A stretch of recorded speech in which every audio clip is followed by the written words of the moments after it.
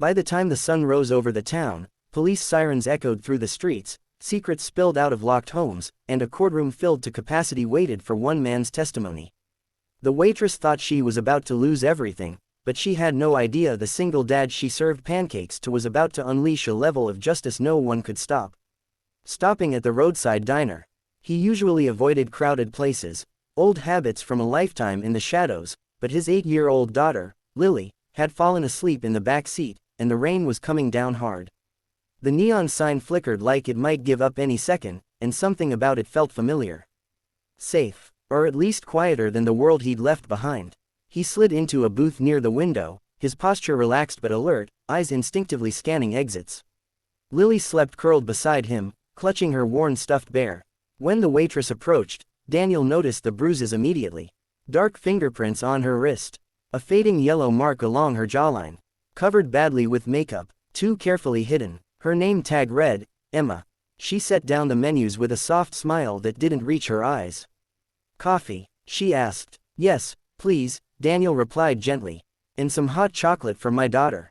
Extra marshmallows. Emma nodded, hesitated, then smiled a little wider, just enough to say thank you without saying it. Daniel didn't say anything. He never rushed. He had learned long ago that people speak more freely when they don't feel interrogated. Minutes later, the door slammed open. Emma stiffened. Her shoulders rose just slightly, like a soldier bracing for impact. Daniel followed her gaze. A man walked in, broad, loud, and already angry. His eyes locked on Emma immediately. Ownership. Control. Daniel had seen that look on warlords and traffickers alike. The man sat down 3 booths away, staring holes into her back. Emma's hands shook as she poured coffee. Some spilled. She flinched before anyone said a word.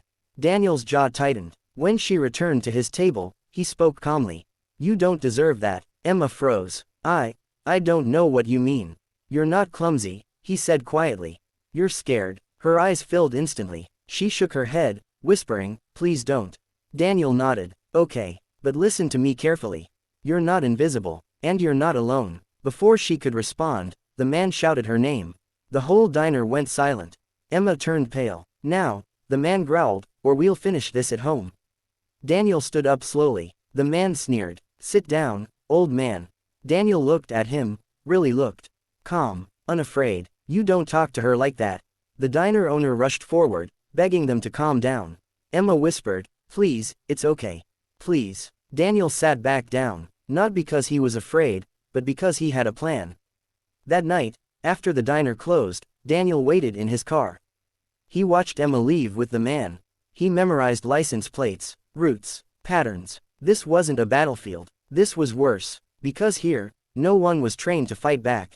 The next morning, Daniel made calls he hadn't made in years. Quiet calls, careful calls. By noon, social services received an anonymous report. By evening, police had a warrant. By nightfall, Emma sat shaking in a shelter, wrapped in a blanket, wondering how everything fell apart so fast, and why she felt safer than she ever had. The man was arrested screaming. Accusations flew. Lies were told, but evidence doesn't care about lies.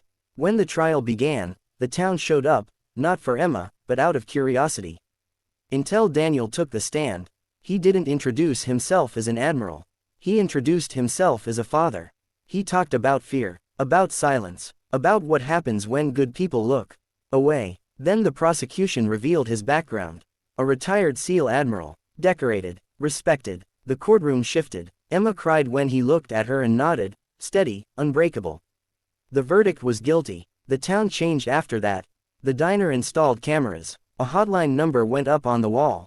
Other women came forward. Emma enrolled in nursing school. She laughed again, loudly, without flinching. One evening, months later, Daniel and Lily returned to the diner. Emma served them coffee. No bruises, no fear, just strength. She placed the cup down and whispered, "You saved my life." Daniel smiled softly. "No, you did. I just reminded the world to pay attention." Lily looked up at Emma. "My dad says heroes don't always wear uniforms." Emma smiled through tears. "He's right." As they left, the neon sign flickered, but this time, it didn't feel broken. It felt like a light.